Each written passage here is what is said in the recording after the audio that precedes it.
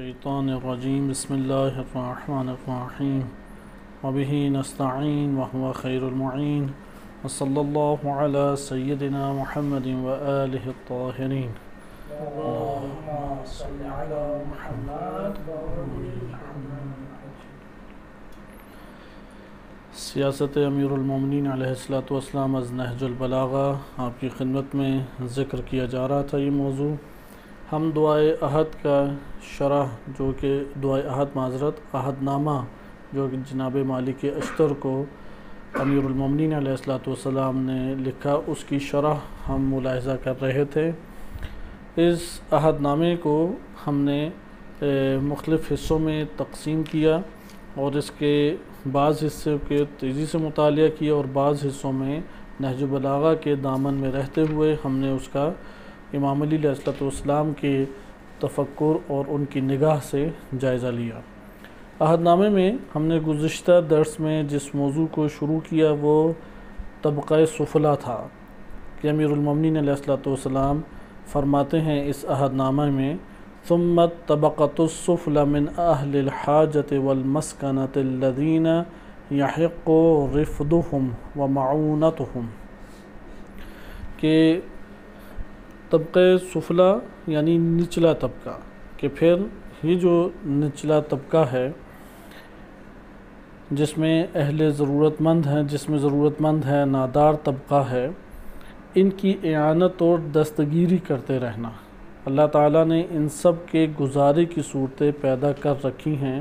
اور ہر طبقے کو حاکم پر حق قائم ہے کہ وہ ان کے لیے اتنا مہیا کرے جو ان کی حالت کو درست کر دے۔ وَفِي اللَّهِ كُلِّ سَعَةٌ، ہر ایک طبقے کے لیے اللہ تعالیٰ نے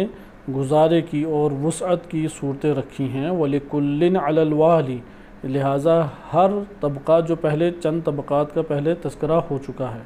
ہر طبقے کے لیے ضروری ہے کہ حاکم جو ان کا حق بنتا ہے وہ مکمل امانت داری سے حق پہنچائے۔ ہم نے گزشتہ درس میں اس ضمن میں فقیر اور فقراء ان کا تعارف قرآن اور روایات اہل بیت علیہم السلام کے تناظر میں مطالعہ کیا تھا کہ قرآن کریم نے رزق کا کیا تصور پیش کیا ہے اور قرآن کریم کس طریقے سے فقراء کے طبقے کے لیے رزق کے مختلف اسباب اور وسائل فراہم کرتا ہے۔ اسی ضمن میں ہم نے صحیح سند احادیث کا بھی جائزہ لیا کہ فقیر زیادہ شاکی اپنے وجود کے اندر نہ ہو، زیادہ شکایت اور زیادہ اضطراب کا شکار نہ ہو،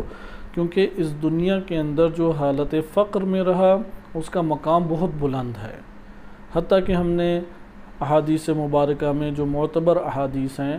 کہ شیخ صدوق رحمۃ اللہ علیہ نے روایت نقل کی اور اس میں ہم نے مطالعہ کیا کہ اگر دو مومن ہوں اور دونوں جنتی ہوں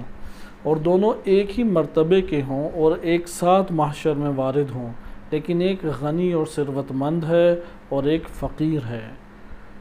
تو ان دونوں کا حساب کتاب بھی یکساں نہیں ہے۔ فقیر فوراً جنت میں داخل ہو جائے گا اور غنی جو ہے اسے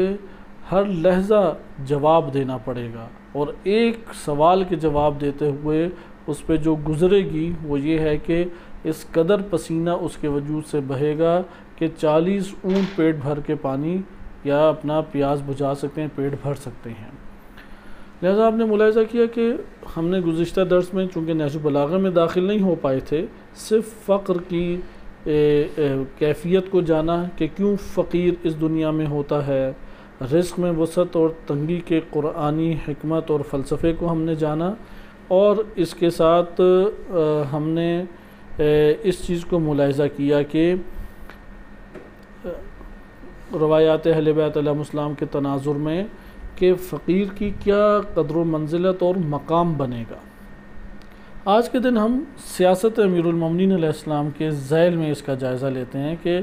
امام علی علیہ السلام کی سیاست اور ان کی حاکمیت میں کیا تصور بنتا ہے، یعنی اگر فقیر طبقہ ایک ریاست کے اندر ہو تو سیاست امیر المومنین علیہ السلام اس کو کس طرح سے ڈیل کرے گی۔ امام علی علیہ السلام کی نظر میں ان فقیر طبقے کے ساتھ کیسے برتاؤ کیا جائے، کیسے ان کے فقر کو دور کیا جائے، یہ ہمیں انشاءاللہ تعالی عہد نامے اور نہج البلاغہ میں دیگر امام علی علیہ السلام کے مکتوبات و خطبات و حکمات قصار کے ذیل میں سیاسی نظریہ امام علی علیہ السلام کا ہمارے سامنے آئے گا۔ ہم اس کو دوبارہ سے اس لائن کو پڑھتے ہیں کہ جو آپ کے سامنے پہلے بیان کی گئی تھی کہ ثمت الطبقۃ السفلی، کہ یہ جو طبقہ سفلی ہے کہ من اہل الحاجت والمسکنۃ الذین یحق رفدہم ومعونتہم، کہ پھر فقیروں اور ناداروں کا طبقہ اس کے بعد آتا ہے جن کی اعانت اور دستگیری ضروری ہے۔ بس پہلا امام کا سیاسی موقف یہ ہے کہ جو فقیر طبقہ ہے اس کی اعانت اور دستگیری وہ لازم ہے، جو فقیر طبقہ ہے اس کی اعانت، مدد اور اس کی دستگیری لازم ہے۔ اس جملے کے اوپر غور کرنا چاہیے، کیونکہ سیاسی عہد نامہ سیاسی امام علیہ السلام کا ایک فکری سیاسی نظریاتی پہلو ہے، اور عملی سیاست بھی امام علی علیہ السلام کی گئی ہے۔ لہذا امیر المومنین علیہ السلام کو جب ایک ریاست ملی، یعنی حکومت اسلامی ملی، اور اس وقت اس دور کا اسلامی ملک ان کے ہاتھ میں اور قبضہ قدرت میں آیا، تو امام علیہ السلام نے فقر کو بہت تیزی سے دور کیا، کیونکہ خلیفہ سوم کے دور میں دو طبقات بڑے پیمانے پہ پیدا ہو گئے۔ ایک امیر طبقہ ہے کہ جس نے زمینوں پہ قبضے کیے ہوئے تھے، بیت المال کو لوٹ لیا تھا، اور ان کو کوئی کچھ کہنے کی جرت نہیں رکھتا تھا، اور اس کی وجہ سے غربت پھیلتی ہی پھیلتی جا رہی تھی، اور پورا کا پورا ملک اور ریاست وہ فقر کا سے دوچار آہستہ آہستہ ہو گئی۔ لہذا امام علیہ السلام جب تشریف لائے تو انہوں نے ان تمام شدید ترین حالات کے باوجود، جنگوں کا دور ہے، کرپشن کا اندر دور ہے، ملک کو توڑنے کے لیے ملک کے علاقوں کے اوپر قبضہ کیا جا چکا ہے، اور پھر اپنے ہی فوج جو ہے، آرمی ہے امام علی علیہ السلام کی، اس آرمی میں ہی سیاست چل پڑی، اور ایک گروہ خوارج کے نام سے علیحدہ ہو گیا۔ طرح طرح کے مسائل تھے ریاست کے اندر، لیکن ان سب مسائل کے اندر امام علیہ السلام کی لگ بھگ جو 5 سالہ حکومت ہے، اس میں امام نے فقر کا علاج کیا، اور بڑے پیمانے پہ فقر کو دور کرنے میں کامیاب ہو گئے۔ فقر کو جن خطوط پہ چل کے امیر المومنین علیہ السلام نے فقر کو دور کیا تھا، ہمارے پاس بھی آج کامیاب ترین طریقہ کار وہی ہے۔ حتیٰ کہ جب نبی اکرم صلی اللہ علیہ وآلہ وسلم تشریف لائے تو اس وقت مکہ میں کچھ بھی نہیں اگتا تھا، سنگلاخ، چٹانیں اور پہاڑ جس کے اوپر قدرتی گھاس اگتی اور بھیڑ بکریاں مویشی اسے کھا کے گزارا کرتے تھے۔ لہذا وہاں پہ فقر کا دورہ تھا۔ نبی اکرم صلی اللہ علیہ وآلہ وسلم نے اسی طرح مدینہ میں تشریف لائے، شدید فقر تھا، شدید غربت تھی، 2 وقت کی روٹی کیا 1 وقت کی روٹی نصیب نہیں ہوتی تھی، بعض اوقات 1 کھجور کھا کے گزارا کر لیتے تھے۔ اس طرح کی شدید اوقات بھی آئے ہیں، لیکن دین اسلام نے اتنے خوبصورت قوانین اور اتنا خوبصورت نظام اقتصاد بشریت کو عطا کیا کہ نبی صلی اللہ علیہ وسلم نے چند سالوں میں، یعنی 8 سے 10 سالوں کے اندر، رسول صلی اللہ علیہ وسلم نے فقر کو اسلامی ریاست سے دور کر دیا، اور فقیر کوئی نہیں رہا ان میں۔ اسی طریقے سے امیر المومنین علیہ السلام جب انہوں نے حکومت کو سنبھالا تو شدید ترین فقر کا ریاست شکار تھی، لیکن امام علیہ السلام نے اپنی کمال سیاست اور حکمرانی سے اور کمال تدبیر سیاسی سے فقر کو دور کیا۔ آئے اب ہم دیکھتے ہیں کہ امام علی علیہ السلام کا اس حوالے سے کیا موقف تھا، یعنی غربت کو کیسے دور کریں، کیونکہ امام علیہ السلام کے پیرو جہاں پر بھی جائیں وہاں پہ بلا شک و شبہ دین ہی اساس ہے، اور اس دین کی اساس کے اوپر ہمیں غربت اور فقر کو دور کرنا چاہیے۔ اس لیے آپ امام علیہ السلام کے نہج البلاغہ میں، کیونکہ نہج البلاغہ کا زیادہ تر حصہ سیاسی اور اجتماعی پہلو سے ہے، کیونکہ امام علیہ السلام نے جب سیاست کو اپنے ہاتھ میں لیا اور حکومت اپنے ہاتھ میں لی، اس وقت کے زیادہ کلمات ہیں نہج البلاغہ میں، یعنی نہج البلاغہ کا بڑا حصہ اس دور کا ہے جب امام حکومت میں تھے، اور بطور امیر المومنین و خلیفۃ المسلمین پوری کی پوری ریاست کے اوپر حاکم تھے۔ نہج البلاغہ کا زیادہ تر حصہ اس دور کا ہے، اس لیے ہمیں امام کے سیاسی موقف اور سیاسی افکار سے بخوبی آشنائی حاصل ہو جاتی ہے۔ امام علیہ السلام نے فقر کو دور کرنے کے لیے خود دین کی بنیاد اور اساس کو اختیار کیا، کیونکہ آپ دو طرح سے فقر کو دور کر سکتے ہیں۔ جیسے ابھی ہمارے اداروں اور ہماری ہی ریاست میں یا عالم اسلام میں بالخصوص فقر اور غربت کو دور کرنے کے لیے فقط NGOs بنائی جاتی ہیں، جس کے اوپر اکتفا کیا جاتا ہے وہ فقط NGOs ہیں، اور اس NGOs میں دینی امور یا دینی رخ کو مد نظر نہیں رکھا جاتا۔ تفکر یہ ہوتا ہے کہ اگلے کا بس پیٹ جو ہے وہ بھرا جائے اور اس کی ضرورت پوری کی جائے۔ اب وہ آگے سے کس مذہب، کس تفکر، کس نظریے کا قائل ہے، اس سے کوئی غرض نہیں ہے۔ عموماً غربت اور فقر دور کرنے میں ہمارے ہاں سوچ یہ پائی جاتی ہے کہ جو جیسا بھی ہے اس کی ضرورت کو پورا کیا جائے، بقیہ دین جہاں تک ہے، نظریات جہاں تک ہیں، کیا کرتا ہے کیا نہیں کرتا، یہ اسی کے اوپر چھوڑ دیا جائے۔ اور یہ تفکر دینی طبقوں میں بھی ایک حد تک موجود ہے۔ مثلا ایک انسان آ کے زندگی بسر کرے، نعمات الہی سے فائدہ اٹھائے، یا دینی جو وسائل ہیں ان سے فائدہ اٹھائے، اور یہ پھر خواہش کرے کہ مجھے کسی قانون کے تابع نہ لایا جائے، مجھے کوئی تنبیہ نہ کی جائے، مجھ کو کوئی کچھ بھی نہ کہے۔ اچھا، مثلا مختلف افراد ہیں، مثلا کوئی اگر چوکیداری کرنے آیا ہے، وہ یہ تقاضا اپنے دل میں رکھے کہ نہیں بھائی میں چوکیداری کروں نہ کروں تنخواہ پوری ملنی چاہیے، یا وسائل سے میں بھرپور استفادہ کروں۔ ہم اپنے طلاب کی بات کر لیں، طالب علم آئے کہ میں طالب علم ہوں،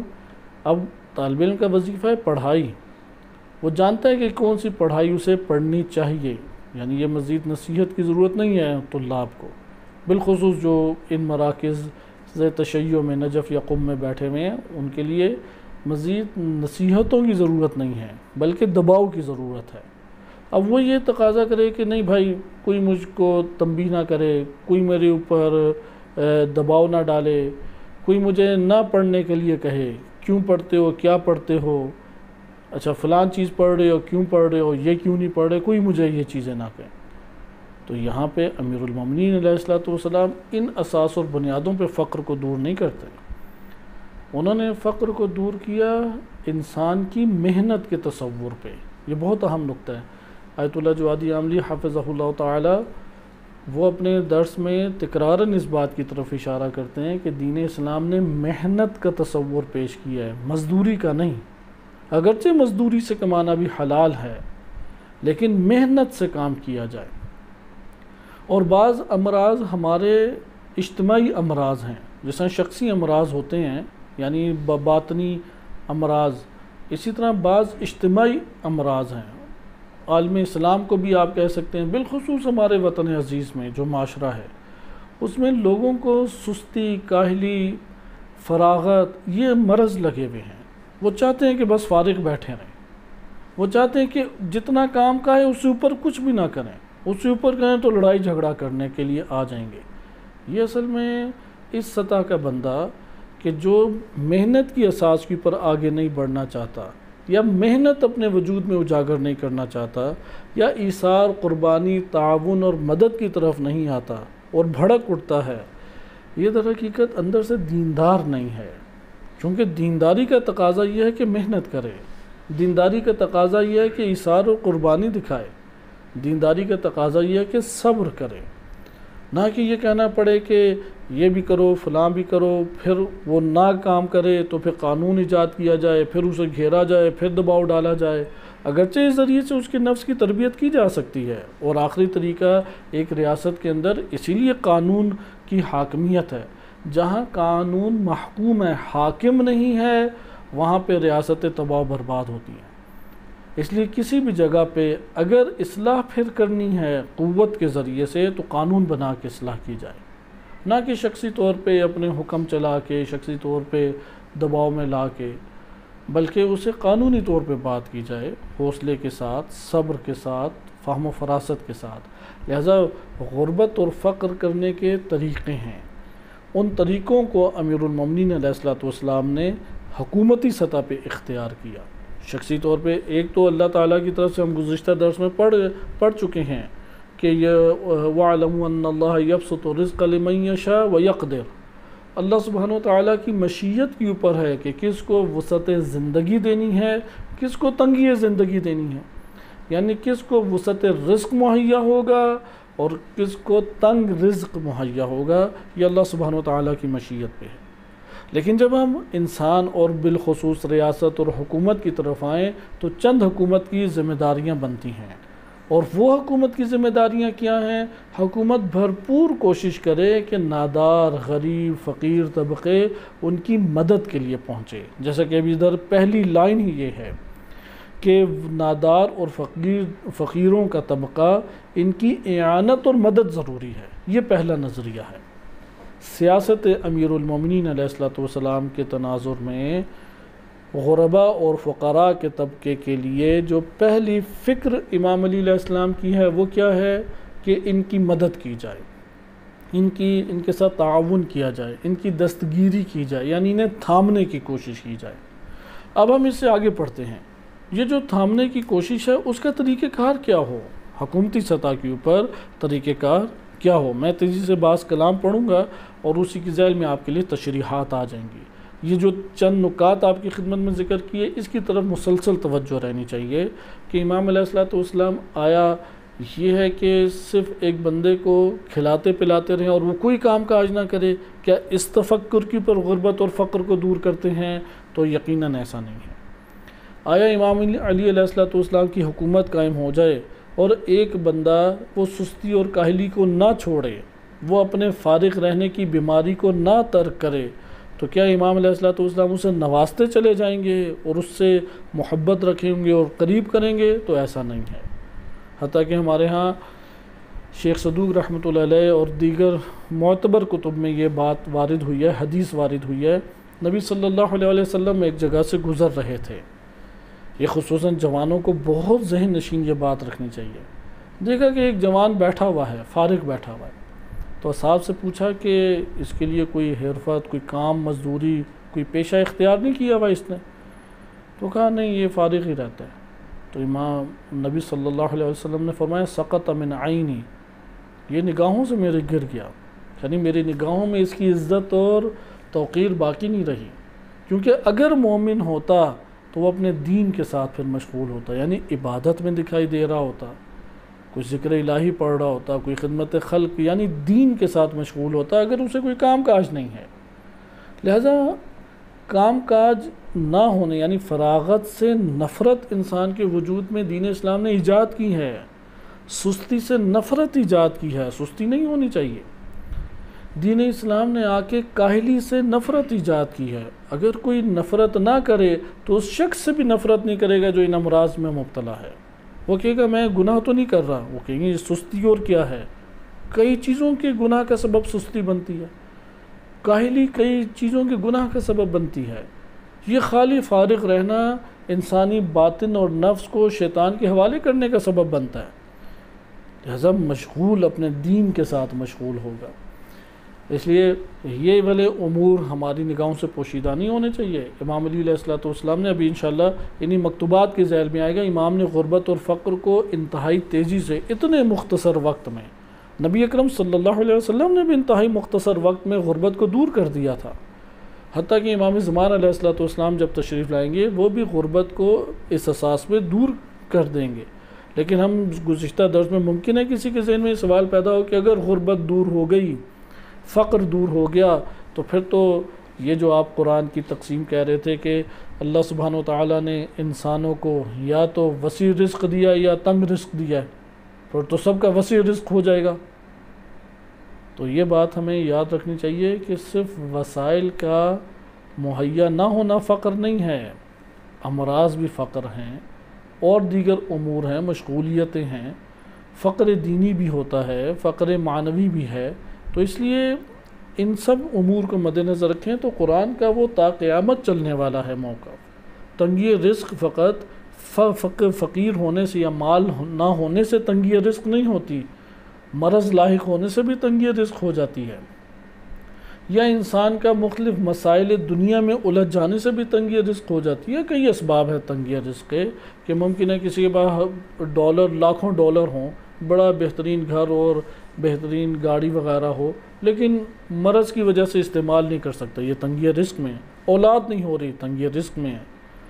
اسی طریقے سے وہ دنیا سے نہیں لطف اٹھا سکتا، گھر کے مسائل اتنے عجیب و غریب ہیں، تنگی رزق میں ہے، اس لیے وہ اپنی جگہ پہ ضابطے باقی رہتے ہیں۔ لیکن وسائل مہیا کرنے کے اعتبار سے، پیٹ بھر کے کھانے کے اعتبار سے، طبی سہولیات میسر کرنے کے اعتبار سے، جسے ہم کہتے ہیں سوسائٹی کے اندر، ایک معاشرے کے اندر انسان کو صحت مند تندرست زندگی بسر کرنے کے وسائل کا مہیا ہونا،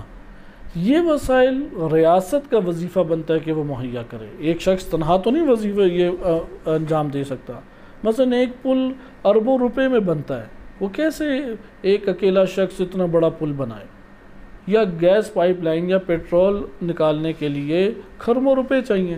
یقیناً ریاست یا اسٹیٹ یہ کام کر سکتی ہے۔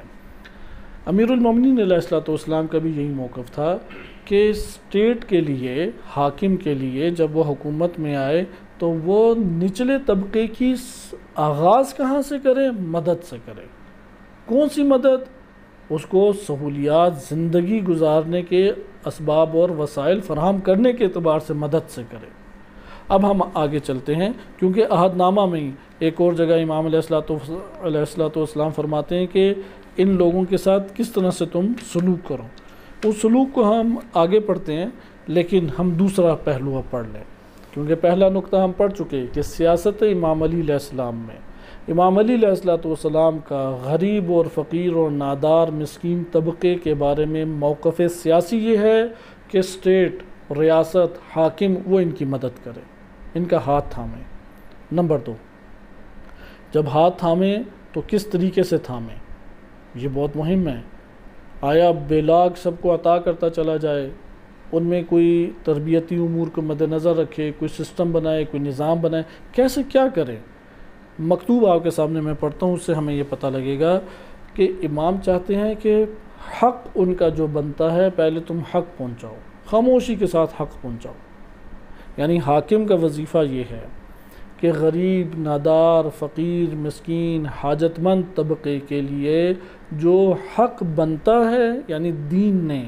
یا اس معاشرے کے اندر جو اس کا ایک حق تشکیل پاتا ہے، وہ تم اسے پہنچاؤ۔ مکتوب نمبر 26 میں امام علی علیہ السلام نہج البلاغہ میں فرماتے ہیں، کیونکہ یہ ایک کارندے کے نام ہے جسے زکوٰۃ اکٹھا کرنے کے لیے امام نے بھیجا تھا۔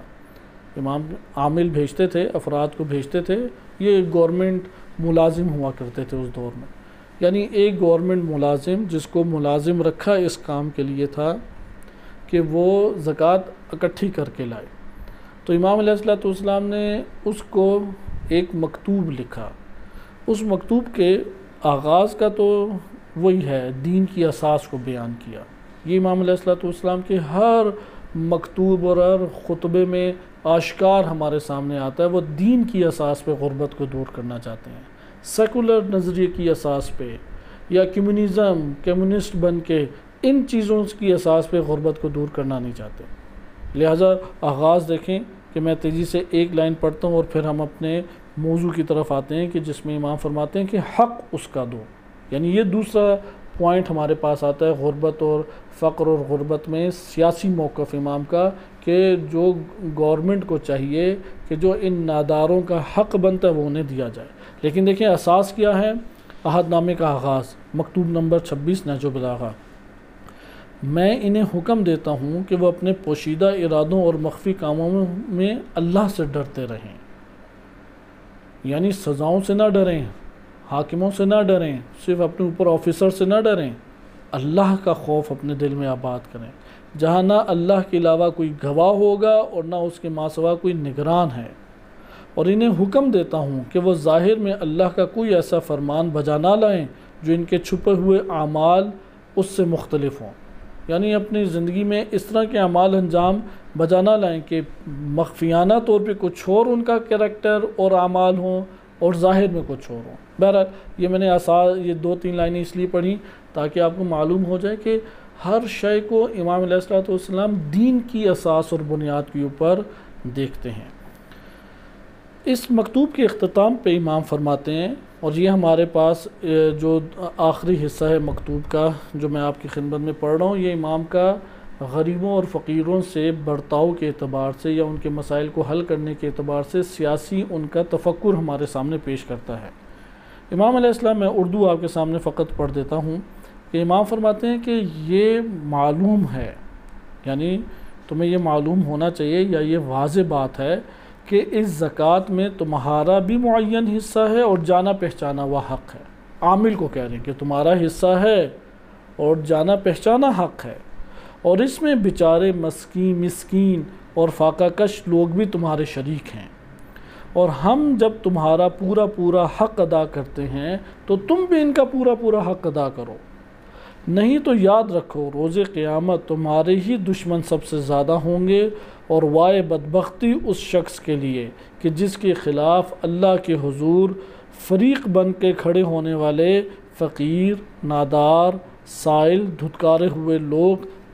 قرضدار اور بے وقت سمجھے جانے والے لوگ ہوں، اور جنہیں اور وہ آ کے اسے ٹھکرا دیں اور خیانت کی چراگاہوں میں چرتا پھرے اور اپنے آپ کو اور اپنے دین کو اس کی آلودگیوں سے نہ بچائے۔ یعنی وہ شخص کہ حاکم اگر ایسا ہو، کیونکہ اس کا حق تو گورنمنٹ کی طرف سے تنخواہ کے طور پہ آ رہا ہے، اب اس کا وظیفہ تھا کہ یہ لوگوں کے ہر محلے کی، ہر قبیلے میں غریب نادار لوگوں کے اہتمام کرے، مثلا لسٹیں بنائے، ان کے تمام قوائف کو حاصل کرے اور ان کا حق ان تک پہنچائے۔ اور امام علیہ الصلوۃ والسلام فرماتے ہیں کہ اگر تم نے یہ کام نہ کیا، کیونکہ یہ چیزیں پکڑی دیر سے جاتی ہیں، فوراً نہیں پکڑی جا سکتی، کہ اگر یہ کام نہ کیا تو یاد رکھو کہ سب سے بدبخت وہی شخص ہے کہ قیامت والے دن اس کا گریبان پکڑنے والے کون لوگ ہوں گے؟ یہ بیچارے غریب، فقیر، مسکین کہ انہوں نے میرا حق کھا دیا۔ اور پھر آگے فرماتے ہیں کہ یہ شخص آ کے ان سب کو ٹھکرا دیتا ہے۔ اگر حاکم آئے اور فقیر، غریب، سائل، دھتکارے ہوئے نچلے طبقے کے لوگوں کا حق انہیں نہ دے تو یہ خیانت کرے گا اور خیانت کی چراگاہوں میں چرتا پھرے گا، اور اپنے آپ کو اور اپنے دین کو اس کی آلودگیوں سے نہ بچائے تو اس نے دنیا میں بھی اپنے آپ کو ذلتوں اور خاریوں میں رکھا، کیونکہ یہ غریب طبقہ ہمیشہ گالم گلوچ کرے گا۔ جیسے ابھی پاکستان میں دیکھ لیں، اگر کوئی چاہتا ہے کہ نسل در نسل اس کی عزت نہ ہو تو وہ وزیر اعظم بن جائے۔ پاکستان میں ایک چھوٹا سا قاعدہ اس ٹائم بن چکا ہے، وہ بیچارے ایوب خان گزرا ہے، اس کے اوپر بھی لان تان، اس کے بعد بھٹو آ جائے، کوئی اس کی تعریفیں کرے گا، پھر اس پر لان تان، ضیاء الحق کا نام لے، کوئی اس کی تعریف کرے گا، کوئی اس پہ لان تان کرے گا۔ لہذا کہ ذلتوں اور خاریوں میں ڈالا اور آخرت میں بھی رسوا اور ذلیل ہوگا، تو سب سے بڑی خیانت امت کی خیانت ہے، یعنی امت کی خیانت سب سے بڑی خیانت ہے۔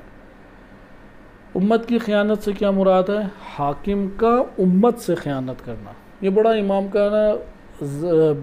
دقیق اور عمیق سیاسی جملہ ہے کہ جس کے اوپر اگر آپ تفکر کریں تو معاشروں کے اندر بہت بڑی عملی سیاست کو آپ سمجھ سکتے ہیں۔ امام فرماتے ہیں کہ حاکم کی جو خیانت ہے امت کے ساتھ، یہ چھوٹی خیانت نہیں ہے، سب سے بڑی خیانت امت کے ساتھ حاکم کی خیانت ہے۔ کیونکہ ایک چور جب ڈاکہ سٹور پہ ڈالتا ہے تو وہ چند لوگوں کا مال لے کے جاتا ہے۔ ایک جنرل سٹور ہے یا ایک بڑا مال ہے، اس کے اوپر ڈاکو نے ڈاکہ ڈالا، اس سے بڑا ڈاکہ ہوتا ہے بینک کے اوپر ڈاکہ ڈالا، لیکن ایک ہے جو پورے ملک کے بیت المال پہ ڈاکہ ڈالتا ہے، یقیناً بہت بڑی خیانت ہے۔ یعنی جس طرح ہوتے ہیں نا کہ بعض پیشہ ور مجرم ہوتے ہیں لیکن چھوٹے طبقے سے تعلق رکھتے ہیں، اجڑ گنوار نظر آتے ہیں، بعض ہیں کہ جو بڑے مجرم ہوتے ہیں، سوٹڈ بوٹڈ نظر آتے ہیں۔ تو یہ جو حکومتوں میں آ کے پورے ملک کا ہی بیت المال کھا جاتے ہیں، قومی خزانہ خالی کر دیتے ہیں، یہ ان سے بڑا ریاست کا کوئی چور نہیں ہے۔ اسی لیے اس طرح کے افراد کی سزا قتل ہے۔ ایران میں کئی پھانسی چڑھے اس طرح سے۔ یعنی یہ جو ملکی طور پہ کرپشن کرتے ہیں اور قومی خزانہ لوٹتے ہیں، کیونکہ اس سے لوگوں کی زندگیاں متاثر ہوتی ہیں، کئی مریض مر جاتے ہیں، انہیں بلا وجہ نہیں قتل کا آرڈر جاری کیا جاتا، ان کی سزا بنتی ہی اسی طرح ہے۔ کئی قسم کے قتل ان کے ذمے ہیں، کئی زمینوں کے جھگڑے ان کے ذمے ہیں، کئی یتیموں کے مال جو کھا گئے وہ ان کے ذمے ہیں۔ ایک بڑی عجیب داستان بنتی ہے جو قومی خزانہ اور بیت المال کو خالی کرتا ہے۔ دینی طبقے میں بھی اسی طرح ہے، لوگ بھروسہ کر کے ایک عالم دین کے ہاتھ میں پیسہ بھجواتے ہیں، اگر وہ اپنی جائیدادیں بناتا رہے اور اپنی شخصیت کے اوپر لگاتا رہے تو اس کو پکڑنے والے ہزاروں لوگ ہیں، اور سب سے بڑا اس کا نقصان کیا ہے، اس نے امت کے ساتھ خیانت کی، اس نے دین کے ساتھ خیانت کی۔ وہ ادارہ ناکارہ رہ جائے گا، وہ ادارہ کوئی کام نہیں کر پائے گا، اور اس طرح سے موروثی طور پہ وہ لوگوں کے لوٹنے کا ایک سبب بن کے رہ جائے گا۔ ظاہراً مسجد اور مدرسہ اور دینی ادارہ دکھا رہے ہیں، جبکہ وہ لوٹنے والی لوگوں کو نعوذ باللہ ایک مشین بنی ہوئی ہے۔ اس لیے امام فرماتے ہیں سب سے بڑی خیانت امت کی خیانت ہے، پھر اس سے اور عمیق جملہ، اور اس سے بھی بڑی فریب کاری پیشوائے دین کو دغا دینا ہے۔ حاکم امت کو اگر خیانت کرے حاکم امت سے تو بات سمجھ آتی ہے، لیکن اگر معیارات کے اوپر اترنے والا حاکم ہو جو اپنی ذات سے زیادہ امت کا خیال رکھے، حق کے اوپر چلے، اپنے لیے سوائے زندگی بسر کرنے کا کچھ نہ لے، اور بقیہ اپنی تنخواہیں اور اپنا مال اور جو اس کا حق بنتا ہے وہ بھی امت پہ لگا دے، امت اس کے ساتھ خیانت کرے۔ پھر لکھا والسلام، یعنی امیر المومنین علیہ السلام کے ساتھ یہی کام کیا گیا کہ امت نے ان کے ساتھ خیانت کی، انہوں نے امت کے ساتھ خیانت نہیں کی۔ ان سے پہلے حکومتوں میں حاکم امت سے خیانت کرتے رہے، لیکن امام علی علیہ السلام کی مظلومیت دیکھیں کہ امت نے ان کے ساتھ خیانت کی اور آواز پہ لبیک نہیں کی۔ اس مکتوب میں آپ نے جس نقطے کو ملاحظہ کیا وہ نقطہ یہ تھا کہ حق دیں، حق اگر حق آپ دیتے ہیں تو یہاں پہ آپ نے ان کی پہلی دستگیری کر دی، یعنی یہ پہلا ہمارے پاس سٹیپ ہے، مرحلہ ہے غربت اور فقر کو دور کرتے ہوئے ریاست کے اندر خوشحالی لانا۔ یہاں پہ فقط زکوٰۃ کی بات کی گئی کیونکہ زکوٰۃ آج کے دور میں بھی یہ اسلامی نظام ہونا چاہیے اور موجود بھی کسی حد تک ہے، اور اس سے غربت بڑے طور پہ ہوتی ہے دور، لیکن آپ جانتے ہیں کہ زکوٰۃ معین چیزوں کے اوپر ہے۔ لیکن اس کے ساتھ ساتھ خراج بھی عالم مکتب اسلام میں موجود ہے۔ خراج کو ہم ٹیکس کہہ سکتے ہیں، گورنمنٹ اپنے طور پہ ٹیکس لگاتی ہے، اور یہ خراج اور اس کا تناسب مقرر کرنا وہ الہی حاکم کے ہاتھ میں ہوتا ہے، وہ کتنا اس کا تناسب مقرر کرے۔ مثلا آپ کو ایک کھیت دیا، اور یعنی اب ہم تیسرا حصہ سیاست کا پڑھ رہے ہیں، بس پیسہ پہلا اصول آپ نے غربت اور فقیر کے اعتبار سے دیکھا۔ امام علیہ السلام فرماتے ہیں کہ ان کی مدد کرو،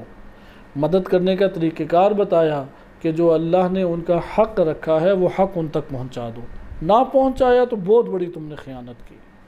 نمبر 3، یہ تیسرا سیاسی موقف امام کا بہت اہمیت کا حامل ہے، وہ ہے خراج کے ذریعے سے۔ خراج پہلے بھی تعریف اس کی گزر چکی ہے، خراج ایک نوع ٹیکس کو کہتے ہیں۔ اسلامی دنیا میں نبی اکرم صلی اللہ علیہ وسلم اور ان کے دور کے بعد بالخصوص امام علی علیہ السلام کے دور میں بھی یہی ہوتا رہا، بنجر زمینیں ہوا کرتی تھیں۔ ان بنجر زمینوں کو اب یہ گورنمنٹ کی ملکیت ہیں، یعنی وہ بنجر زمینیں جو کسی شخص کی ملکیت نہیں۔ بعض ایسی زمینیں ہوتی تھیں کہ جو غیر مسلم کی ملکیت میں ہیں۔ اب جب جنگیں ہوئیں یا فتوحات ہوئیں تو وہ غیر مسلموں کی زمینیں حاکم کے ہاتھ میں آ گئیں، حاکم وہاں پہ پھر معاملہ کرتا ہے، یعنی اب 2 طرح کی زمینیں ہو گئیں۔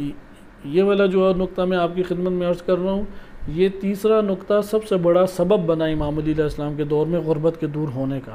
اور آج کے دور میں جدید ترین ماڈرن جو اسٹیٹس ہیں، ریاستیں ہیں، وہ اسی تیسرے طریقے کو اختیار کیے گئے۔ یورپ سارا کا سارا اسی کے اوپر کھڑا ہے۔ ایران کے اندر 70 سے 80% علاقہ جو ہے وہ بنجر تھا، ابھی انہوں نے بہت بڑے پیمانے پہ زراعت کو فروغ دیا ہے، اور اس کے ذریعے سے وہ خود کفیل بھی بہت ساری چیزوں میں ہوئے ہیں۔ بلکہ پاکستان جو کہ 60-70% زرعی ملک ہے، وہاں پہ ٹماٹر ایران کے اندر سے آ رہے ہیں۔ اس سے اندازہ لگائیں کہ کتنا تفاوت آ گیا۔ پاکستان میں چونکہ انہوں نے کسان کو اس کی پشت پناہی نہیں کی، کسان کو انہوں نے مضبوط اور قوی نہیں کیا، اور پھر بیرونی کمپنیوں کو بے لاگ طور پہ اندر آنے دیا، وہاں اس کا نتیجہ کیا نکلا کہ اس اسٹیٹ کی ضرورت ہی نہیں پوری ہوتی، اس ریاست کی ضرورت نہیں پوری ہوتی، اب سارا کچھ جا رہا ہے کمپنیوں کے ذریعے باہر کے ممالک میں، اور وہاں پہ جس کمپنی جو ہے وہ مہنگے داموں وہ خرید لیتی ہے، یہ چیزیں اناج ہے، فصلیں ہیں، پھل ہیں، انہیں مہنگے داموں خریدتے ہیں، تو یہاں پہ کسان جو ہے وہ خوش ہوتا ہے کیونکہ حکومت اسے مضبوط نہیں کرتی، تو پھر وہ بیرونی کمپنیوں کے ذریعے سے اپنے آپ کو مضبوط کرتا ہے، اور اس کا نتیجہ کیا نکلتا ہے؟ اس اسٹیٹ کے لوگ غریب اور فقیر رہ جاتے ہیں، ان کے کھانے پینے کے لیے چیزیں نہیں ہیں، وہ اونچائی پہ اور اتنی مہنگے داموں قیمتوں کے اوپر وہ روزمرہ کی چیزیں چلی جاتی ہیں کہ جو عام بندہ کھایا کرتا تھا، لہٰذا اس کا نتیجہ کیا نکلتا ہے؟ غربت پھیل جاتی ہے۔ اب آئیں امام علی علیہ السلام کے دور میں کہ اس کو یہ نہ سمجھے 1400 سالوں میں ٹیکنالوجی تھی نہیں تو یہی آخر زمینوں کے اوپر بات آ جاتی ہے، نہیں، آج کے دور میں بھی زمینوں ہی کے ذریعے سے غربت کو دور کیا جاتا ہے۔ مثلا اس وقت آپ دیکھیں سب سے مہنگی چیز کیا ہے؟ رہائش، پوری دنیا میں رہائش مہنگی کر دی، پاکستان میں اتنی مہنگی نہیں تھی تو مشرف صاحب کو عوام الناس نے لبیک کہی، آج بھی بڑے شیعہ اس کے حامی ہیں، اس نے غرب کے اسٹیٹ کا نظریہ لا کے پاکستان میں خوب آباد کیا اور زمینیں آنن فانن وہ پہنچ گئیں۔ مثلا ہمیں یاد ہے کہ ہمارا مدرسہ خود بارکو میں منتقل ہوا، ادھر بالفرض ہم ایک مثال لیتے ہیں، اگر زمین 10 مرلے 3 لاکھ روپے کی تھی، مشرف صاحب کے آنے کے بعد وہی 3 لاکھ کی 40 لاکھ روپے میں 10 مرلے ہو گئی۔ وہ زمین کے خد و خال اسی طریقے سے ہیں، کوئی ادھر کام نہیں ہوا، کوئی کنسٹرکشن نہیں ہوئی، کوئی سوسائٹی نہیں ابھی بن رہی، ریٹ انہوں نے اوپر پہنچا دیے۔ اب چھت انسان کی بنیادی ضرورت ہے، اسی طریقے سے انسان نے کھانا پینا ہے تو کھانے پینے کی اشیاء میں بالخصوص آلو ہے، پیاز ہے، نمک ہے، یہ انسان کی ابتدائی ضرورت ہے، انتہائی ابتدائی ضرورت، تو یہ اوج پہ مہنگائی پہ پہنچ جائے، کیوں پہنچ گئے؟ جبکہ زرعی ملک ہے یہ، وہ غربت اس سے وجود میں آ جائے گی، لہٰذا آپ آلو، پیاز، ٹماٹر اور اس طرح کی چیزیں لوگوں کی دسترس میں دے دیں، وہ پیٹ بھر کے کم سے کم کھانا کھائیں گے، یعنی رہائش میسر ہو، 2 وقت کا کھانا اور روٹی انہیں میسر آ جائے، اسی طرح تعلیم انہیں میسر آ جائے، طبی ابتدائی ضروریات میسر آ جائیں، غربت ختم ہو جاتی ہے۔ یہ 4 چیزیں ہیں اور ہر دور میں یہ رہا ہے۔ اب آپ آئیں امام علی علیہ السلام کے دور میں، امیر المومنین علیہ السلام نے کے دور میں زمینیں جو ہاتھ آتی تھی، گورنمنٹ کی ملکیت بنتی تھی، یعنی حاکم کی ملکیت بنتی تھی، البتہ حاکم کی یہ موروثی ملکیت نہیں ہے، یعنی ہے امام معصوم کے انڈر،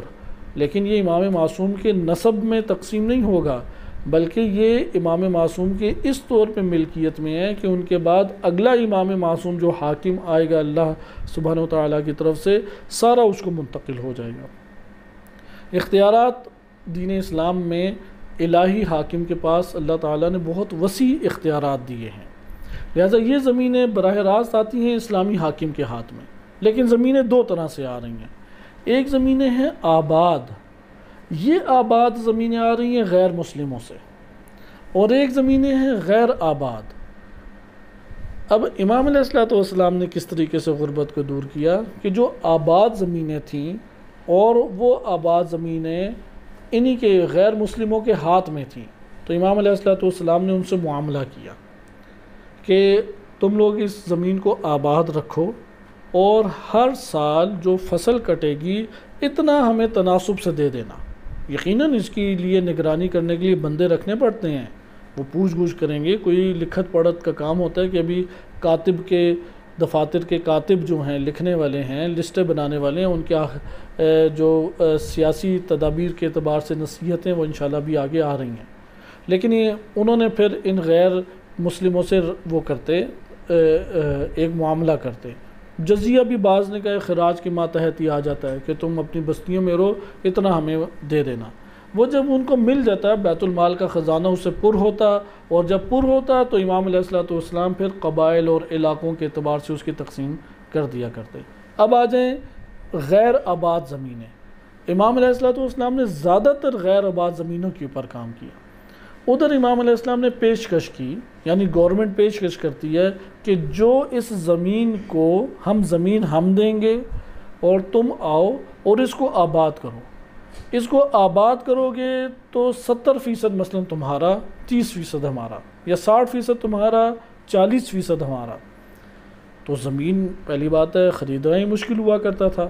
تو اس طور پہ پھر مسلمانوں میں سے جو آ جاتا وہ زمین کو آباد کرتا اور خراج دیتا تھا گورنمنٹ کو. اب اس سے دو فائدے ہو رہے ہیں. ایک تو جو زمین آباد کر رہا ہے اس کی غربت دور ہو جاتی کیونکہ اس کو پورا سال کا خرچ اس کے ہاتھ میں آ رہا ہے.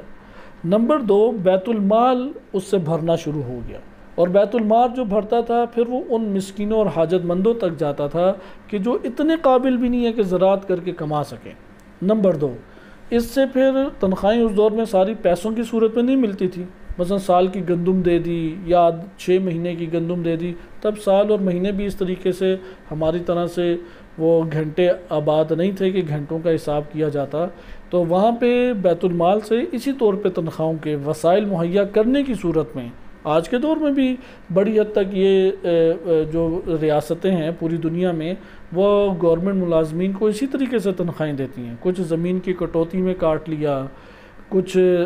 بلڈنگ فنڈ دے دیا، کچھ مثلا میڈیکل فنڈ میں کاٹ لیا. وہ سہولت یعنی سہولت کو دے کے اس کے معاوضے میں کام لیا کرتے ہیں. تو امام علیہ الصلوۃ والسلام کے دور میں بھی بیت المال اس طرح سے چلا، لہٰذا زمینیں تیزی کے ساتھ آباد ہونے لگیں. زمینوں سے محصول یعنی وہ جو مال ہے گندم کی صورت میں یا کسی اور اناج کی صورت میں تیزی سے آنے لگا. اس کے ذریعے سے پھر بعض کو تجارت کی صورت میں فروخت کیا جاتا تھا، بعض کو گورنمنٹ ملازمین کے درمیان تقسیم کیا جاتا تھا، مثلا فوجی لشکر ہیں یا دیگر ہیں، اور بعض کو ناداروں تک پہنچایا جاتا تھا.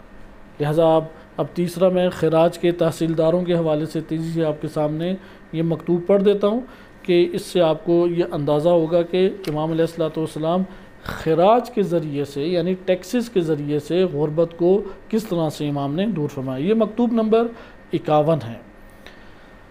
یہ خراج کے تحصیلداروں کے نام. تحصیلدار یعنی جن کا کام یہ تھا کہ خراج کو اکٹھا کریں، پہلے زکوٰۃ کو اکٹھا کرنے والوں کے نام آپ نے مطالعہ کیا. مکتوب نمبر 51. امام فرماتے ہیں، مکتوب میں لکھتے ہیں، خدا کے اللہ کے بندے علی امیر المومنین کا خط خراج وصول کرنے والوں کی طرف، جو خراج اور ٹیکس وصول کیا کرتے تھے ان کی طرف یہ خط ہے. پھر آغاز وہی دینی اساس اور بنیاد کے اوپر. آپ نہج البلاغہ میں اسے بہت دیکھیں گے، ہر جگہ اللہ کا تذکرہ، ہر جگہ دینی تفکر حقیقی خالص، الا لہ الدین الخالص، جیسے سورہ زمر قرآن کریم میں ارشاد باری تعالی، اللہ کے لیے دین خالص ہے، خالص تفکر اسلامی کو پیش کرتے ہیں. اس لیے آغاز کی میں چند لائنیں پڑھ کے آگے آپ کو اپنے اس مطلوب حصے کو کہ کس طرح غربت اور فقر کا علاج کیا وہ بیان کرتا ہوں. جو شخص اپنے انجام کار سے خائف نہیں ہوتا، یعنی جس کو اپنے انجام سے اور اپنی عاقبت سے ڈر لاحق نہیں ہوتا، یعنی کہاں پلٹ کے جائے گا، کیا اس کے ساتھ ہوگا، کیا اس کی زندگی کا نتیجہ نکلے گا. مثلا بہت سارے لوگ ہیں انہیں نہیں ہوتا. مثلا بعض ہیں سستی اور کاہلی سے پڑے ہوئے ہیں، جوانی کاٹ دیتے ہیں کیونکہ جوانی کا ٹائم پیریڈ سب سے شارٹ ہے انسان کی زندگی میں. وہ بہت زیادہ ہو تو 15 سے 20 سال ہے. پوری زندگی میں آپ 100 سال گزر کریں، 200 سال زندہ رہ جائیں، صرف 20 سال ہیں. 20 سال سے پہلے بچہ تھا، زندگی سے لطف اندوز ہی نہیں صحیح طرح سے ہو سکتا. اور وہ جو پھر 15 سال میں بالغ ہوا، 35 سال کے بعد اب آہستہ آہستہ بڑھاپا اس کا شروع ہو گیا، زندگی سے صحیح طرح سے یعنی آدھی زندگی کے اس کے تو احساسات وہ دبنے ہی لگ جاتے ہیں 35 سال کے بعد. تو یہ مختصر سا وقت ہے. بہت سارے لوگوں کو کوئی ٹینشن نہیں ہے کیونکہ اس نے جو 20 سال میں کمایا وہی ساری عمر پھر کمائے گا. یعنی کوئی بڑھاپے میں ٹھیک نہیں ہوتا. کوئی بڑھاپا شروع ہو تو اس کے اندر کوئی تبدیلیاں نہیں آتی. در حقیقت جو اس نے 20 سال میں اپنی جوانی میں کمایا تھا وہ ویسا ہی رہ جاتا ہے. مثلا کسی نے 20 سال میں غصہ کمایا تھا، ساری عمر غصہ ہی کرے گا. کسی نے 20 سال میں فارغ رہنا کمایا تھا، آپ جو مرضی کر لیں وہ پھر بھی فارغ ہی بیٹھا رہے گا. کسی نے 20 سال میں کام چوری سیکھی تھی، وہ کام چور ہی رہے گا، کاموں سے بھاگے گا، کبھی ادھر کبھی ادھر. لیکن کسی نے 20 سال میں محنت اور زحمت سیکھی، کسی نے 20 سال میں علم کا حصول سیکھا وہ اس کے ساتھ لاحق ہو جائے گا۔ اس لیے امام فرماتے ہیں جو اپنے انجام کار سے خائف نہیں ہوتا وہ اپنے نفس کے بچاؤ کے لیے کوئی سر و سامان فراہم نہیں کر سکتا۔ جسے آگے ڈر لاحق ہو وہی اپنا سر و سامان کرے گا۔ یعنی کسی کو خوف لاحق ہو کہ یار میں آگے نہ ابھی میں نے صلاحیت حاصل کی تو آگے میں کیا کروں گا، تو پھر ابھی وہ صلاحیت حاصل کرنا شروع کرے گا۔ پھر آگے فرماتے ہیں تمہیں معلوم ہونا چاہیے جو فرائض تم پر عائد کیے گئے تھے وہ کم ہیں۔ بڑی خوبصورت امام کی یہ بات ہے، بہت پیارا نقطہ۔ انسان جتنا غور کرے کم ہے، اور یہ جملات واقعاً امام معصوم سے صادر ہو سکتے ہیں۔ کہتے ہیں جو واجبات، اب دن بھر ہمارے واجبات کتنے ہیں، ایک کنواریں کے لیے تو بڑی کم ہے۔ اس نے اپنی نگاہوں کو بچانا ہے، 5 وقت کی نمازوں کو پڑھنا ہے، حلال رزق کھانا ہے، یعنی حرام سے بچے واجبات ادا کرے۔ شادی شدہ کے لیے تھوڑے زیادہ جمع ہو جاتے ہیں، نان نفقہ بھی ہے اور پھر اس کے دائرہ کار بڑھ جاتا ہے، تعلقات بڑھ جاتے ہیں، حلال حرام دونوں میں ملوث ہو سکتا ہے۔ لیکن آپ سب واجبات جمع کر لیں، امام فرماتے ہیں جو واجبات تم پر عائد کیے گئے ہیں وہ کم ہیں، ان کا ثواب زیادہ ہے۔ آپ نماز ایک پڑھتے ہیں، آپ چلیں نماز وغیرہ کو چھوڑیں، آپ قرآن کے مطابق ایک نیکی انجام دیں تو کتنا ثواب ملتا ہے؟ 10 نیکیوں کا۔ اور ایک برائی انجام دیں، ایک برائی نہیں، امام کا کہ جو فرائض واجبات تم پر عائد کیے گئے وہ کم ہیں اور ان کا ثواب زیادہ ہے۔ اللہ نے ظلم و سرکشی سے جو روکا ہے اس پہ سزا کا خوف نہ بھی ہوتا، یعنی اگر اللہ نے ظلم کے اوپر نہ بھی سزا رکھی ہوتی تب بھی اس سے بچنے کا ثواب ایسا ہے کہ اس کی طلب سے بے نیاز ہونے میں کوئی عذر نہیں کیا جا سکتا۔ یعنی ظلم و ستم بری چیز ہے یا نہیں، اور اللہ تعالیٰ نے انتہائی سخت اس کے لیے عذاب رکھا ہے ظالم کے لیے۔ امام فرماتے ہیں فرض کرو ظلم کے انجام دینے پہ اللہ تعالیٰ نے کوئی سزا نہیں رکھی، لیکن جو ظلم سے بچے گا اس کا ثواب اللہ نے اس قدر زیادہ رکھ دیا ہے کہ اگر انسان اس ثواب کی طرف نگاہ کرے تو تب بھی وہ کھنچتا چلا جائے گا ثواب کی طرف، اور ثواب کمانے کی خاطر ظلم کو ترک کرنا شروع کر دے گا۔ پھر امام فرماتے ہیں لوگوں سے عدل و انصاف کا رویہ اختیار کرو اور ان کی خواہشوں پہ صبر و تحمل سے کام لو۔ یہ بہت اہم چیز ہے کیونکہ لوگوں کی خواہشیں بڑی ہوتی ہیں، آپ کسی کو دیں تو وہ ایک اور آپ کو غم سنانا شروع ہو جائے گا، آپ اس کو تھوڑا سا اور عطا کر دیں وہ ایک اور غم سنانا شروع ہو جائے گا، کیونکہ لوگوں کی خواہشیں بڑھتی چلی جاتی ہیں۔ ایک عزیز ہیں وہ تھوڑا سا گلہ کر رہے تھے مولانا حضرات سے، وہ لاہور میں کسی جگہ پہ سوال پوچھنے گئے کہ ان کے بھائی تھوڑے سے تنگ حالات میں ہیں کہ انہیں فطرانہ دے سکتے ہیں یا نہیں، تو وہ وہاں پہ جب سوال پوچھنے گئے کہ کیا فطرانہ سید کو دے سکتا ہے اور اپنا سگا بھائی ہو، تو اب انہوں نے گھمانا شروع کیا، کہتے ہیں فطرانہ ہے غریبوں کے لیے، لیکن آپ وہ دیکھیں ہمارا گنبد ایک عرصہ ہو گیا ابھی تک تشکیل نہیں پایا۔ تو انہوں نے اس کی پڑھی، پھر ساری سن لی، تو دوبارہ انہوں نے کہا کہ اچھا وہ بھائی کو ہم دے سکتے ہیں یا نہیں، تو انہوں نے بتایا یہ دیکھیں ادھر قالین ہی نہیں بچھے ہوئے، نمازی آتے ہیں، یہ والا بھی مسئلہ ہے وہ بھی مسئلہ ہے۔ پھر ان کی 5-10 منٹ انہوں نے سن لی، پھر انہوں نے پوچھا کہ سید ہے میں اسے دے سکتا ہوں یا نہیں، تو انہوں نے کہا کہ ہاں اسے دیا جا سکتا ہے، لیکن یہ دیکھیں ٹوٹیاں بھی نہیں لگی ہوئی، یہ نلکے بھی خراب ہیں، یہ فلاں چیزیں ہیں۔ تو وہ بڑے پریشان ہوئے کہ یار یہ کیا بات ہے، وہ زبردستی جیب سے نکالنا ہی ہے کسی بندے نے، آخر کوئی ایسا ڈائریکٹ جواب دے کہ بندہ جہاں نیکی کرنا چاہتا وہاں نیکی کرے۔ تو لوگوں کی خواہشات ہوتی ہیں، یعنی یہ کہنے کا مقصد ہے ایک جگہ پہ مسائل ہیں، ان مسائل کا سارا فوراً اہتمام نہیں ہو سکتا۔ ایک بندہ جب آتا ہے اور وہ ایک نیکی کرنا چاہتا ہے، اس کے پیش نظر ممکن ہے کچھ اور ہو، تو اس کے ساتھ ویسا سلوک آپ اتنا اس کے ساتھ سلوک کریں کہ وہ ویسی نیکی انجام دے سکے۔ اب مثلا اسی طرح سے فقیروں کو، یہاں پہ تو چلو ایک اداری صورت تھی، ایک اجتماعی جگہ ہے، یہاں پہ انفرادی طور پہ بیان کیا جا رہا ہے لوگوں کے حالات۔ ایک غریب کو آپ نے کا حصہ بنتا ہے مثال کے طور پہ ایک تھیلا آٹے کا، اب اس کی مشکل ہے ایک تھیلا آٹا بھی، لیکن اسی وقت اس کی مشکل ہے بجلی کا بل بھی، اسی وقت اس کی مشکل ہے گھر کے چند اور مسائل بھی، صاف پینے کا مثلا نہیں ہے، اہتمام نہیں ہے، اب آپ بیک وقت فوراً سب چیزوں کو حل نہیں کر سکتے، اس لیے امام فرماتے ہیں کہ ان کی خواہشوں پہ صبر و تحمل سے کام لو، یہاں پہ غصہ غضب کا شکار نہ ہو جاؤ۔ یہ تو جن کے میں بیان کر رہا ہوں وہ تو غصہ غضب کا شکار ہو گئے، کیونکہ وہ حاکم نہیں ہیں، وہ تو عوام ہیں۔ حاکم وہ ہونا چاہیے وہ اس غریب کی ساری باتیں سنیں، کیونکہ وہ غریب بیچارہ ساری باتیں سنائے گا اپنی، دیکھو میرے گھر کی دیوار اس طرح سے ہے، میرے گھر کے اندر دیکھو اس طرح سے مسائل ہیں، میری صحت اس طرح سے ہے، فلاں ہمارے ساتھ اس طرح ظلم ہو گیا، اور یہ حاکم بھی سب پورا نہیں کر سکتا۔ یہاں پہ ان کی ناگوار باتوں پہ یا ان کی مزید تمنا اور خواہشات کے اوپر خاموشی سے صبر کر کے ان کی باتوں کو سنیں۔ آگے فرماتے ہیں اس لیے تم رعیت کے خزینہ دار، امت کے نمائندے اور اقتدار اعلیٰ کے فرستادہ یعنی اقتدار اعلیٰ کی طرف سے بھیجے گئے ہو، کسی سے اس کی ضرورت کو قطع نہ کرو، یعنی لوگوں کی ضرورت کو مت ختم کرو، ضرورت اس کی ختم نہ۔ دین اسلام میں یہ بہت بڑی حکمت ہے۔ دین اسلام یہ نہیں چاہتا کہ اس کی جو ضرورت زندگی ہے یہ متاثر تم کر دو، حتیٰ کہ قرض آپ لیتے ہیں، مثلا آپ نے قرض لیا، جس کو قرض دیا اس سے کہا تھا دیکھو 6 مہینے میں حتماً تم نے دے دینا ہے۔ آپ جس کو قرض دے رہے ہیں اس کی گاڑی بھی ہے، اس کا اپنا گھر بھی ہے، اس کا گھر سجا ہوا بھی ہے، وہ مثلا پورے ہفتے میں ہر روز ایک ٹائم پہ گوشت بھی کھاتا ہے۔ اب وہ جس سطح زندگی کے اوپر اپنی زندگی جی رہا ہے اس کا تقاضا یہی ہے کہ ایک گاڑی ہو، ایک گھر ہو، خوراک آپ کس طرح سے ہو۔ 6 مہینے گزر جاتے ہیں، قرض واپس نہیں کرتا،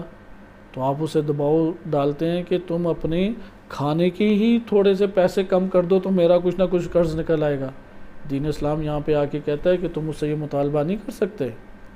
آپ اسے کہیں گے تم اپنی گاڑی بیچو میرا گھر دو۔ یہاں پہ اسلام کہتا ہے تم اس سے گاڑی بیچنے کا مطالبہ نہیں کر سکتے، تم اس سے گھر بیچنے کا مطالبہ نہیں کر سکتے، کیونکہ تم نے قرض دیا ہے۔ قرض کا مطلب ہی یہ ہوتا ہے کہ اس کی ضرورت پوری ہونے کے بعد جو مال ہے وہ اس سے قرض واپس کرے گا، بے شک مدت کے اندر ہو جائے یا مدت کے بعد ہو۔ اس لیے دین اسلام نے اس کے اوپر بہت توجہ دی ہے کہ انسان کی ضرورت پوری ہو۔ جیسے ابھی ایک عام انسان کی کیا ضرورت ہے؟ لباس اس کی ضرورت ہے، مکان جگہ اس کی ضرورت ہے، اور خوراک۔ نمبر 4 صحت۔ آج کے دور میں آپ چند چیزیں اور لے آئیں کہ اس کو پھرنے کے لیے، گھومنے کے لیے صحت افزا مقام کی مثلا ضرورت ہے، ہم ایک فرض کر رہے ہیں 5ویں چیز، لیکن یہ جو 4 چیزیں ہیں یہ تو آدم علیہ السلام سے ابھی تک چلی آ رہی ہیں، اور تا قیامت انسان کی یہ ضرورت 4 چیزیں رہیں گی۔ لہذا ان 4 میں سے کوئی چیز ہو تو جتنا بھی کوئی مسئلہ پیش آ جائے، امام فرماتے ہیں اس کی ضرورت کو قطع مت کرو، مت ختم کرو، اور اس کے مقصد میں روڑے نہ اٹکاؤ۔ وہ کوئی کام کرنا چاہتا ہے، کوئی اور اس کا ایک مقصد اور ہدف ہے، ادھر وہ جانا چاہتا ہے، تو تم بلا وجہ اپنی قوت اور حکومت، اور جیسے ہمارے پاکستان میں آپ ایک محلے سے دوسرے محلے جائیں تو چیک پوسٹ اتنی زیادہ ہیں، ایک روکتا ہے پھر دوسرا شک کرنے شروع ہو جاتا ہے، پھر تیسرا کہتا ہے یہ نمبر پلیٹ تو مثلا سندھ کی ہے، وہ پنجاب میں کیا گاڑی کر رہی ہے، فلاں چیز دکھاؤ، فلاں یہ کام کرو۔ کہتے ہیں ایسے تم طریقے اختیار کرو کہ تم ان کے اہداف میں بھیجا روڑے نہ اٹکاؤ، اور لوگوں سے خراج وصول کرنے کے لیے ان کے جاڑے یا گرمی کے کپڑوں اور مویشیوں کو جن سے وہ کام لیتے ہیں اور ان کے غلاموں کو فروخت نہ کراؤ۔ تم نے اگر خراج لینا ہے، وہ کہ خراج نہیں ہے، تو تم یہ جا کے نہ کہو اپنے جاڑے یعنی سردیوں کے کپڑے یہ سارے نکالو، بیچو اور خراج دو، یا یہ مطالبہ نہ کرو کہ گرمیوں کے کپڑے بیچو اور نکالو، یا مویشی بیچو اور ہمیں خراج ہو۔ کہتے نہیں، کسی کو اس حوالے سے تم تنگ نہ کرنا، اور کسی کو پیسے کی خاطر کوڑے نہ لگانا۔ پیسے نہیں دیے تو کوڑے مارنے شروع کر دو کہ فوراً نکالو پیسے، سارے پیسے نکالو۔ اور کسی مسلمان یا ذمی کے مال کو ہاتھ نہ لگانا، جاتے ساتھ ہی قابو کر لیا، جانور پکڑے گھسیٹ کے لے جانے لگے، وہ شور مچائے کہ کیا کر رہے ہو، کہ یہ تو خراج تھا۔ امام فرماتے ہیں اسے ہاتھ نہ لگانا، اس سے پوچھو جا کے، وہ اجازت دے، جو جانور تمہارے آگے کر دے وہ اٹھا کے تم لے آؤ، مگر یہ کہ اس کے پاس گھوڑا یا ہتھیار ہو جو اہل اسلام کے خلاف استعمال کرنے والا ہو۔ یعنی اگر دہشت گردی کرنے والی کوئی چیز موجود ہے اور اس کے عزائم دہشت گردی کرنے والے ہیں تو، اور وہ دشمن اسلام بھی ہے، تو ایسی چیز کہ کسی مسلمان کے لیے مناسب نہیں کہ وہ اس کو دشمنان اسلام کے ہاتھوں میں رہنے دے۔ یعنی ان کے پاس ایسی چیزیں ہیں کہ وہ غیر مسلم ہے اولاً، اور غیر مسلموں کے پاس ایسے ہتھیار پڑے ہوئے ہیں کہ مسلمان کو بالآخر بچنا ان اہل غیر مسلموں سے، تو وہ ان کے ہاتھوں میں اس طرح کی چیزیں نہ دیں کہ وہ مسلمانوں پہ غلبے کا سبب بن جائے۔ آج کے حکمران ان باتوں کو کھو چکے ہیں، انہیں ان چیزوں کی کوئی پریشانی نہیں ہے۔ دین اسلام نے جائز قرار نہیں دیا کہ غیر مسلم اتنا قوی بن جائے کہ مسلمانوں کی پر غالب آ جائے، اور ابھی تو غلامی کر کے انہی کو وہ مضبوط کرنے کے چکروں میں، اور اپنوں کی خیر خواہی، فوج سے نیک برتاؤ، رعیت کی امداد اور دین خدا کو مضبوط کرنے میں کوئی دقیقہ اٹھا نہ رکھو، یعنی کوئی بھی کسر نہ چھوڑو، ذرا سے بھی کوتاہی سے کام نہ لو۔ اللہ کی راہ میں جو تمہارا فرض ہے اسے انجام دو، کیونکہ اللہ سبحانہ نے اپنے احسانات کے بدلے میں ہم سے اور تم سے یہ چاہا ہے کہ ہم مقدور بھر اس کا شکر اور طاقت بھر اس کی نصرت کریں۔ کہتے ہیں اللہ نے اتنا کچھ عطا کیا ہے اور ہم سے چاہا کیا ہے کہ جتنی تم میں طاقت ہے اتنی اطاعت بجا لاؤ، اور جتنی طاقت ہے تم میری مدد کر دو۔ اللہ نے بس اتنا سا تقاضا کیا، اور ہماری قوت و طاقت بھی تو خدا کی طرف سے ہے۔ یہ آپ نے ملاحظہ کیا کہ کس طریقے سے خراج کی بات کی اور خراج کے نظام کو آپ نے مطالعہ کیا۔ اب عہد نامے سے میں ایک حصہ پڑھ کے آج کی گفتگو آپ کی خدمت میں تمام کرتا ہوں، لیکن اس سے پہلے حکمت قصار کا ایک چھوٹا سا جملہ، بڑا پرمعنی اور بڑا خوبصورت جملہ ہے، خصوصاً جن کے ہاتھ میں مال ہوتا ہے ان کو یہ سمجھنا چاہیے کہ 328 نمبر ہے،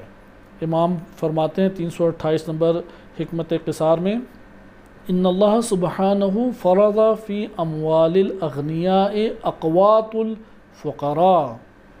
اللہ سبحانہ نے دولت مندوں کے مال میں، امیروں کے مال میں فقیروں کا رزق رکھ دیا ہے۔ یعنی فقیروں کا مال کہاں پڑا ہے؟ رزق وہ امیروں کے ہاتھ میں۔ امیر یہ نہ سمجھے میں بڑی اس کے اوپر نیکی کر رہا ہوں، احسان کر رہا ہوں، اللہ نے مال امیر کے مال میں فقیر کا رزق رکھا ہے۔ پھر آگے فرماتے ہیں فما جاع فقیر، لہذا ہر کوئی فقیر جو بھوکا رہتا ہے تو اس کے لیے دولت مند نے دولت کو سمیٹ لیا ہے۔ یعنی کوئی فقیر بھوکا نہیں رہتا مگر یہ کہ کسی امیر شخص نے اس کا مال ہڑپ کر لیا ہے، اور خدائے بزرگ و برتر ان امیروں سے مواخذہ کرنے والا ہے۔ آپ نے ملاحظہ کیا کہ امیروں کا ایک وظیفہ ریاست کے اندر بنتا ہے، ریاست تو اپنے طور پہ کرے گی، لیکن جو امیر طبقہ ہے وہ اپنے پاس سے فقیروں کے لیے نکالے تو کیسے فقر دور نہیں ہوگا۔ امام علیہ السلام نے جو عہد نامے میں تھوڑا سا ذکر کیا ہے وہ میں آپ کی خدمت میں اس کا ایک حصہ پڑھ کے اختتام کرتا ہوں کہ یہ حصہ فقراء اور ضرورت مند طبقے کے لیے ہے، جس سے پتہ لگتا ہے کہ امام اپنی سیاست میں کس طریقے سے غربت اور فقر کو دور کرنا چاہتے تھے، اور اسی طریقے سے برتاؤ کے اعتبار سے کہ حاکم کا برتاؤ غریبوں اور فقیروں کے ساتھ کیا ہو۔ ایک اور موضوع بھی ہے، کیونکہ ابھی ہم سیاست پڑھ رہے ہیں اور سیاست میں حکمرانوں کا وظیفہ پڑھ رہے ہیں، وَإِلَّا دین اسلام نے یہ بھی بتایا کہ مومنین کا فقراء سے کیا طریقہ کار ہو۔ مثلا الکافی کی ایک روایت ہے، بڑی خوبصورت روایت ہے، اس میں امام فرماتے ہیں کہ قوی کو چاہیے ضعیف کے پاس جائے، یعنی فقیر امیر کے دروازے پہ نظر نہیں آنا چاہیے، امیر ہے کہ جو غریب اور فقیر کے دروازے پہ نظر آئے۔ جو مضبوط اور قوی اور قدرت مند ہے وہ نہ سب کو اپنے دروازوں پہ حاضر کرے، وہ خود چل کے جائے غریب اور فقیر کے پاس۔ مثلا ہمارے ہاتھ میں پیسہ ہے، اب پیسہ ہے تو فون کر کے سب کو اپنے پیچھے اپنے گھر کے دروازے کے باہر نہ لا کے کھڑا کر دے، آپ اٹھیں اور ان کے پاس جائیں اور کہیں کہ آپ کا یہ حق ہے، آپ کے اوپر اس طرح سے خرچ کرنا چاہیے۔ واللہ یہ کام قدرت مند کے لیے کوئی امتیاز نہیں رکھتا کہ وہ سارے اپنے ذاتی کام بھی کرائے اور ان کا حصہ بھی لینا ہے، چلو ہمارے گھر پہنچ جاؤ، فلاں کام کرنا ہے چلو ہمارے گھر سے لے جانا، پیچھے اپنے نہ بھگائے، آپ جائیں اور اس طبقے کے ساتھ رابطہ قائم کریں، آپ جائیں باعزت طریقے سے ان کے درمیان ایک نظام بنا کے ان کے لیے کچھ عطا کریں۔ یہ تعلیمات امیر المومنین علیہ السلام ہے۔ آئیں دیکھیں کہ ہم تیزی سے اس عہد نامے کے اس حصے کو دیکھتے ہیں اور اس کے اوپر اختتام کرتے ہیں۔ فرماتے ہیں کہ خصوصیت کے ساتھ، میں صرف آپ کے سامنے ترجمہ پڑھ رہا ہوں کہ اس کی عربی یہ ہے ثم اللہ اللہ فی طبقۃ السفلی، کہ خدا کا خوف کھاؤ، خدا کا خوف کھاؤ نادار اور غریب اور فقیر طبقے کے اعتبار سے۔ من الذین لا حیلۃ لہم، کہ وہ لوگ کہ جن کے پاس کوئی اپنے معیشت کو اور اپنی زندگی بسر کرنے کے لیے سرمایہ نہیں ہوتا، ان لوگوں کے بارے میں خدا کا خوف کھاؤ۔ یہ پسماندہ اور افتادہ طبقہ ہے۔ من المساکین والمحتاجین واہل البؤسا والزمنہ، کہ جن کا کوئی سہارا نہیں ہے، یہ مسکین، محتاج، فقیر اور معذور طبقہ ہے۔ میں آگے صرف ترجمہ تیزی سے پڑھتا ہوں۔ ان میں کچھ تو ہاتھ پھیلا کر مانگنے والے ہوتے ہیں اور کچھ کی صورت سوال کی سی ہوتی ہے، یعنی دو طرح سے بیچارہ طبقہ ہوتا ہے۔ ایک تو یہ ہے کہ بیچارے ہاتھ پھیلا ہی دیتے ہیں۔ آج کل ایران میں بھی یہ بہت سارے ہو گئے ہیں، اور شرمندگی بھی ہمیں ہوتی ہے کہ کچھ نہ کچھ انہیں دیں، تو اب بندے اتنے زیادہ ہیں کہ نہیں دے سکتے۔ پہلے یہ والی صورتحال اس طرح سے نہیں تھی۔ بہرحال غربت پھیلی ادھر بھی اچھی خاصی، تو ہمارے پاکستان میں تو پورا کاروبار ہے یہ۔ بس دو طرح کے مسکین ہو گئے، ایک مسکین اور غریب اور فقیر ہے کہ جو مانگ بیٹھتا ہے، اور ایک غریب فقیر ہے یہ ذاتیات کے لیے، کیونکہ دین کے لیے مانگنا یہ تو باعزت طریقہ کار ہے۔ دین کے لیے مطالبہ کریں تاکہ اس پر حجت تمام ہو، اور وہ پھر انکار کر دے تو پھر اس کے اللہ نہیں پکڑ کرنی، اگر کر سکتا تھا اور نہیں کی۔ تو یہ حجت تمام کرنے کا سلیقہ ہے، اس لیے دین کے لیے جرأت مندی سے اہل بیت علیہ السلام نے مطالبات کیے ہیں۔ دین اور اجتماعی دنیا الگ، یہاں پہ انسان کی ذاتی ضرورت ہے، ذاتی ضرورت کے لیے مانگنا بہت مشکل کام ہے، بہت مشکل کام۔ اور امام خمینی رحمۃ اللہ علیہ نے، کیونکہ ہمارے ہاں روایات میں شدید مذمت آئی ہے کہ کسی کے آگے ہاتھ پھیلاؤ ذاتی امور کے لیے، اس لیے امام خمینی رحمۃ اللہ علیہ نے لکھا ہے اپنے فقہی فتاویٰ میں کہ اگر کسی کے پاس ضرورت کا سامان موجود ہے، اور یعنی اس کی ضرورت پوری ہو رہی ہے ذاتی زندگی، اور وہ اس کے باوجود کسی کے سامنے ہاتھ پھیلائے، تو یہ اس کا ہاتھ پھیلانا یا اس سے تقاضا کرنا احتیاط واجب کی طور پہ حرام ہے۔ انہوں نے حرمت کا فتویٰ دیا کیونکہ روایات اتنی سخت ہیں۔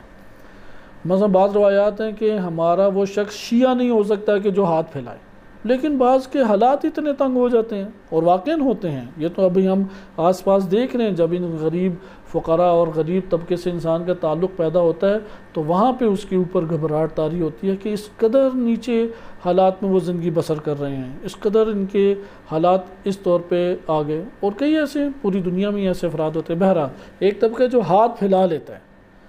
لیکن ایک طبقہ ان کی صورت ہی سوالیہ ہوتی ہے، وہ ہاتھ نہیں پھیلاتے ہیں، لیکن ان کے حالت سے، ان کی صورت سے ان تقاضا پتہ لگ رہا ہے۔ مثال کے طور پہ اپنا گھر چلتا ہے 1,00,000 روپے میں، اور جب غریب کی مدد کرنی ہے کہتے ہیں ہاں 5,000 روپے اس کو ہم نے بھجوائے ہوئے ہیں، یعنی اس کے لیے یہ تصور کرتا ہے کہ 5 یا 10,000 روپے میں اس کا گھر چل جائے گا، یا یہ تصور کرتا ہے اچھا یار گھر میں تو رہ رہے ہیں، وہ اپنے لیے تصور نہیں کرتا۔ تو یہاں پہ یہ ہے کہ صورت وہ اس کی سوالیہ صورت ہے کہ اگر تمہارے بچے پل بڑھ گئے ہیں تو تمہیں پتہ ہوگا کہ ایک بچے کی کیا ضرورت ہوتی ہے۔ وہ کالج جاتا ہے، یونیورسٹی جاتا ہے، اسکول جاتا ہے، اس کے بھی لباس ہے، یہ اب چھوٹا بچہ تو نہیں ہے کہ چھوٹا سا لباس آ جائے، اس کے بھی پھر اخراجات ہیں۔ آخر ان اخراجات کو تم کیسے تصور کرتے ہو کہ اگلا فوراً پورا کر رہا ہے؟ لہٰذا یہاں پہ مقایسہ کرے اپنے حالات کے ساتھ، اپنے ہی رہنے والے لوگوں کے درمیان۔ اس لیے امام فرماتے ہیں کچھ کی صورت سوال ہوتی ہے، اللہ کی خاطر ان بے کسوں کے بارے میں اس کے حق کی حفاظت کرنا۔ بار بار فرمائے حق دے کے تم غربت کو دور کرو جس کا اس نے تمہیں ذمہ دار بنایا ہے۔ ان کے لیے ایک حصہ بیت المال سے معین کر دینا، وہی جو خراج آئے گا، زکوٰۃ آئے گی، تو بیت المال سے اپنے دوش پر، یہاں پہ کوئی اب ہمارے پاس ضابطہ نہیں ہے، زکوٰۃ میں تو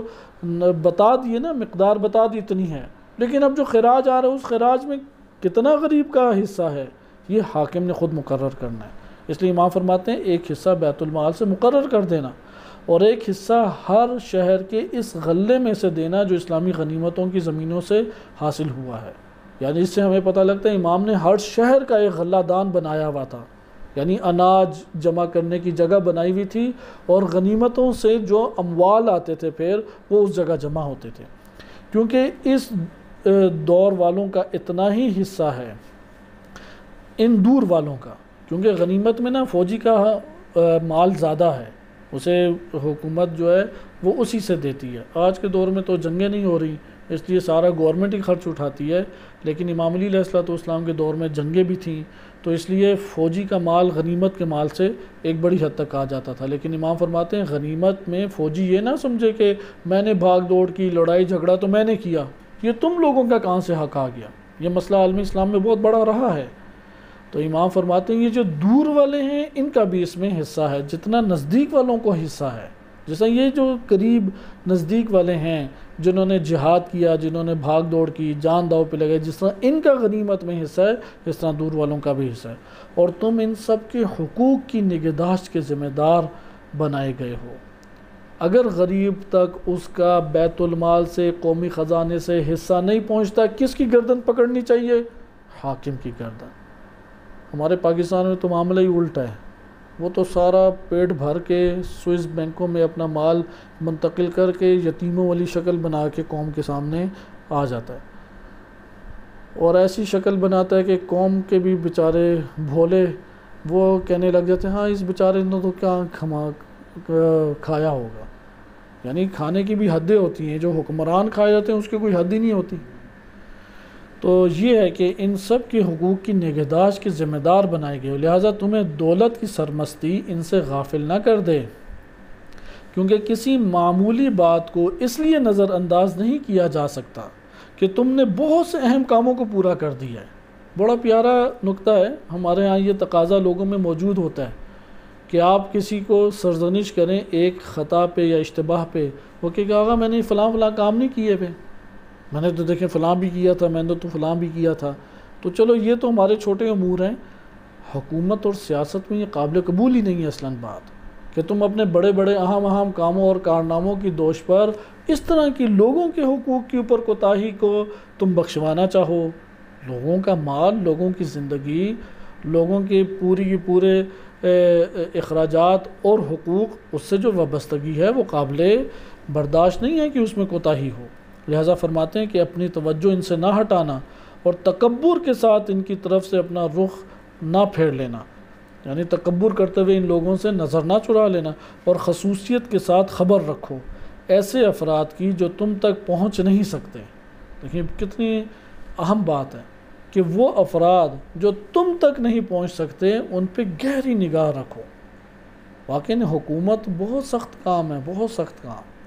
انسان کی آنکھوں میں وہ لوگ بڑے خوبصورت بن کے چھا جاتے ہیں کہ جو مالدار طبقہ ہے، ان کی آؤ بھگت کرنے والا ہے، ان کی تعریفیں کرنے والا ہے، محفلیں ان کے ساتھ باندھنے والا ہے۔ امام فرماتے ہیں کہ کنارہ کشو ان سب روشنیوں اور رعنائیوں سے، اور پوری توجہ ان لوگوں پہ رکھو جو تم تک پہنچ ہی نہیں سکتے،